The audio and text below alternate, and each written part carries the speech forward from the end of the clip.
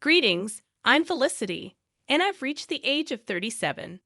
Allow me to recount an intriguing experience and how I swiftly handled it, as I'm not one to be deceived, contrary to many tales I've encountered. Surprisingly, I had a good relationship with my mother in law before everything unraveled. Our bond was smooth, filled with warmth, perfection, and mutual respect. My husband, Frank, was the love of my life, my partner in crime, and my best friend. From my perspective, everything seemed picture perfect. This isn't a delusion or oversight on my part. Sure, we had our arguments like any normal family, but there were no red flags, and all seemed well. However, the shocking turn of events that followed left me bewildered. Let me narrate the incident and explain why I chose to seek revenge on my husband and mother in law. I had planned something special for our family.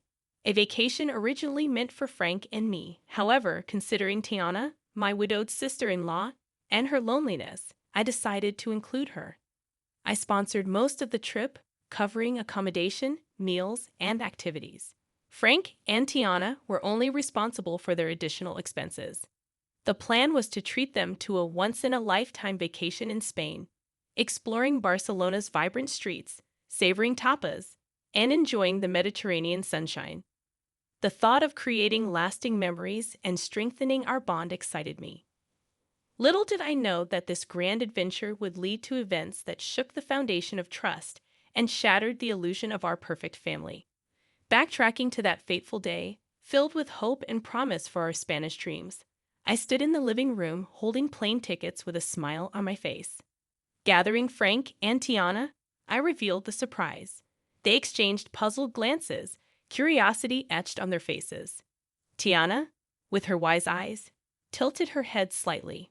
With a flourish, I presented the tickets and shared my plans for our Spanish adventure, hoping to see joy and gratitude in their eyes. Frank's face lit up, expressing genuine anticipation.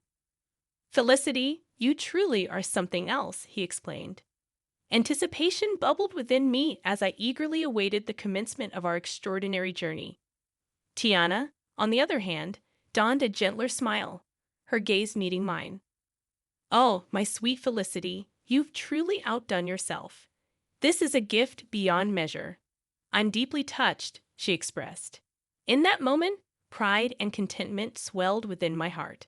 Their reactions were a validation of the love and effort I had poured into this surprise.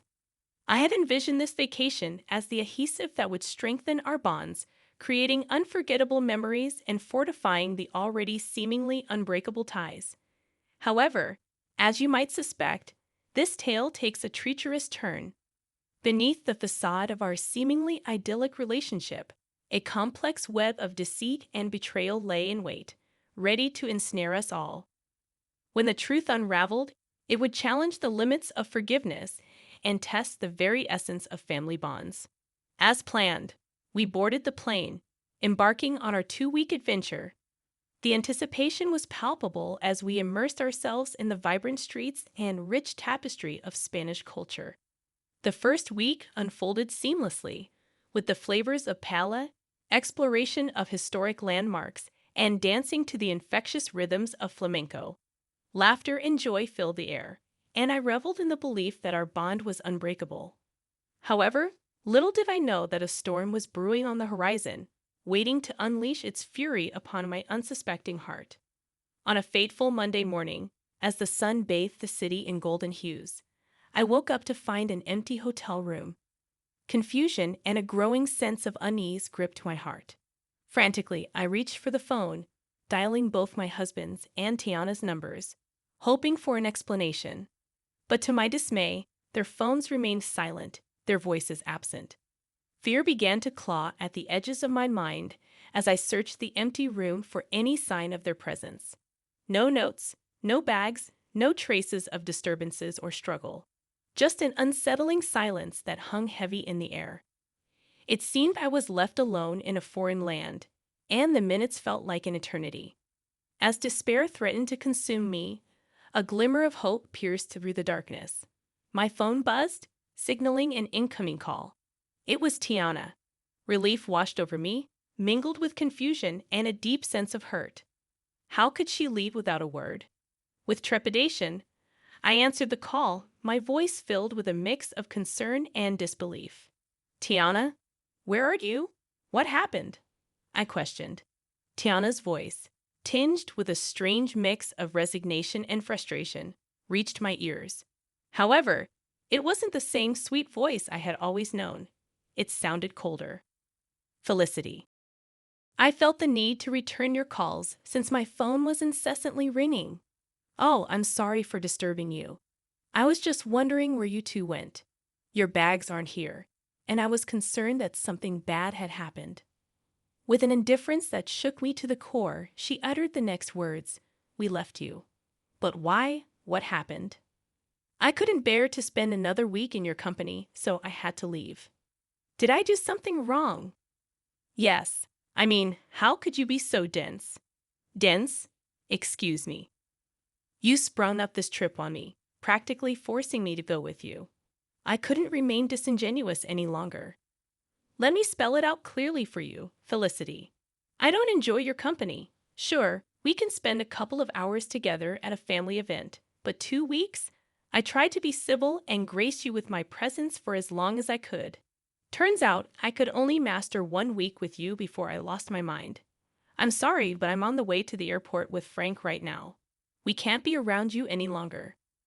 Shock reverberated through my core as the revelation struck me like a bolt of lightning, unraveling the threads of trust I had so naively woven.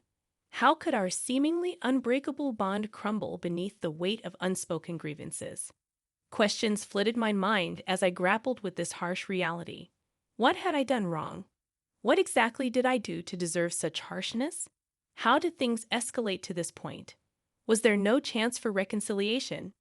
Confusion and heartache intertwined within me, the pain of betrayal seeping deep into my soul. I didn't know you felt this way, Tiana, honestly. And you had no reason to. I'd always led you to assume that things were fine and dandy between us. Why not bring that up? Why not sit me down so that we could hash out whatever problem there was between us? Because if I'm being honest, I still don't know what I've done to wrong you. That's the thing. I just can't put my finger on it, but you just irk me. What? That's the most childish thing I've ever heard. You can't stand me just because of some inexplicable irk? Grow up, Tiana. I thought I offended you or something, but I didn't do anything wrong, right? Not necessarily, but it doesn't matter. What matters is how I feel about you, and I feel that you're annoying, and I just can't stand being around you. If that's the case, then why did you say yes to coming with us on this trip? Because it was a free trip to Spain. No one is going to turn down that opportunity. But as the days went by, I grew more and more tired of your antics. What antics, Tiana? What did I do that was so bad that you decided to leave me all alone in a foreign country? She failed to answer, and I grew more impatient with this impromptu disdain coming out of nowhere. I was shocked, hurt, confused, and angry. But most of all, I was just sad. I had to inquire about my beloved husband and what he had to say in all of this. Let me speak to Frank, casually and easily. Tiana passed the phone on to Frank. Assuming someone, likely Frank, was eavesdropping on the entire conversation, he responded with the same indifference and coldness as his mother. Hello. Really, Frank? You decided to leave me too. I didn't leave you because I don't like you. I left because my mom needed me to take her home. So you knew about all of this?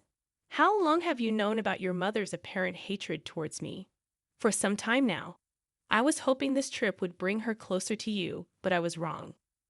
Okay, but what I'm failing to understand is why none of you approached me about this. We're all adults, meaning if there's an issue, we solve it. It's not like we haven't had arguments in the past. We sat down and solved those arguments. What's different about this time?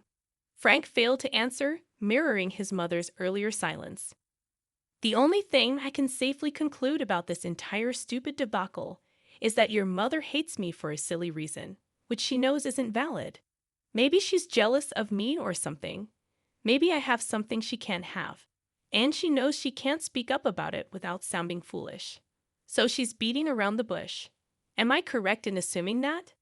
Their resounding silence affirmed my assumption. Well, I can say that I'm honestly shocked. I didn't know that you too felt this way about me. I hope you have a safe flight back home. I cut the call, pacing around the hotel room, still trying to understand the issue. As I contemplated whether I deserved this treatment, I realized that 47 years on this planet had taught me that sometimes people hate for no apparent reason, driven by jealousy or bitterness. It's not uncommon, but the last people I expected this behavior from were my own family. After sobbing for some time, I had an epiphany, taking me back to the moment when I decided to take control of my destiny and seek vengeance against those who wronged me without cause. It was a pivotal moment that would forever change the course of my life. Wiping away my tears, a newfound determination welled up within me. I refused to waste any more precious emotions on their actions. It was time to show them they couldn't trample over my heart and get away with it. With trembling fingers, I dialed my childhood friend Arlo's number, knowing I could trust him with my darkest secrets. After pouring out my heart and explaining the painful betrayal, I cautiously asked if he could assist me in my quest for justice. Arlo, always the loyal and mischievous friend, listened intently, his voice filled with a mix of concern and excitement, reassuring me that he had my back. Felicity, my dear friend, you're a force to be reckoned with, and you know you can count on me for anything and everything. So, what are you planning on doing? Well, Arlo, you know how your construction company always has excess sawdust. Yes, it can be quite a hassle to get rid of sometimes. I believe I've found the perfect use for it. His curiosity piqued. I unraveled my plan like a carefully crafted script, detailing how we would execute the ultimate act of retaliation. Bags of sawdust would be delivered to Tiana's house, infiltrating every corner and crevice, leaving an indelible mark of chaos and betrayal. Arlo couldn't help but smile at the brilliance of my idea, a subtle yet impactful reminder to Tiana of the stress she had unleashed upon my life. Armed with Arlo's expertise and my newfound determination, we set our plan into motion. The question arose, how would we get inside the house before they returned? You need to get the spare key hidden under the potted plant on the patio. Then you'll be in. Wow, you thought of everything, huh? I'm not one to be played with. I think I'm a reasonable woman, but if they want to go lower and act childish, then I'll go even lower. Atta girl. As the hours passed, anticipation swirled within me. Arlo assured me that the mission was complete, and soon I would witness the fallout of our carefully orchestrated chaos. Then, like a sweet melody in my ear, my phone chimed with a message from Arlo. I eagerly opened the pictures he had sent, revealing a sight to behold. Tiana's once pristine home now resembled a post-apocalyptic wasteland, drowned in a sea of sawdust. Every nook and cranny had been touched by our mischievous hands, a scene straight out of a surrealistic painting, an embodiment of the chaos that had unfolded in our lives. I called Arlo, and his laughter echoed through the phone. I couldn't help but join in.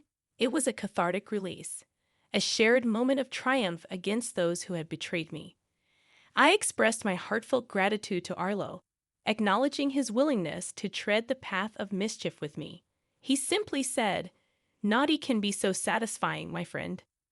As the clock ticked away, I could feel the tension building within me. How would Frank and Tiana react when they walked through the doors of their once beloved home? The anticipation was almost unbearable, a heady mix of nerves and vindication. I couldn't help but relish in the thought of their bewildered faces and disarrayed emotions. Hours later, my phone erupted with frantic energy. It was Frank, his voice laced with panic and disbelief as he described the chaotic scene that awaited them, the sawdust-covered house standing as a testament to their betrayal. My heart danced with wicked delight as I listened to his exasperated voice.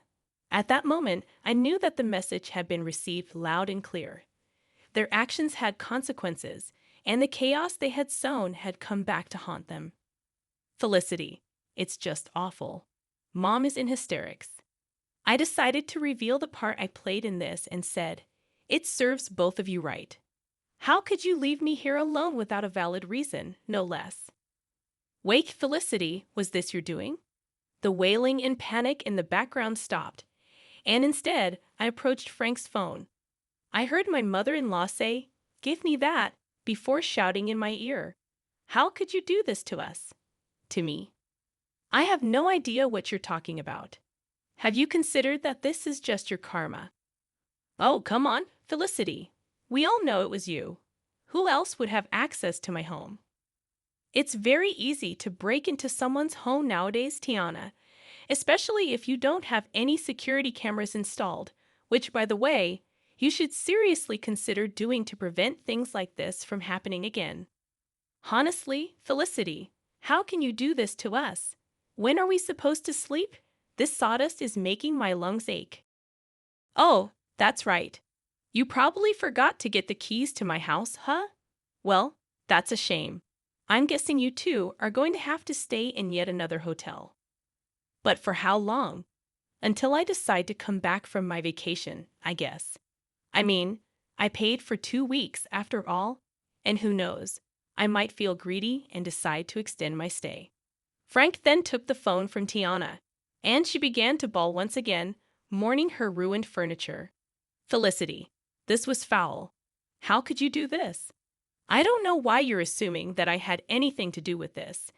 I mean, how could I? I'm currently relaxing in the hotel jacuzzi. How could I have done this? I held back my laughter as the two of them were clearly confused as to what had happened, even though they suspected I had something to do with it, which I obviously did. But they didn't have any solid proof, so I basked in all the glory of knowing that they were frustrated but had nowhere to direct their anger.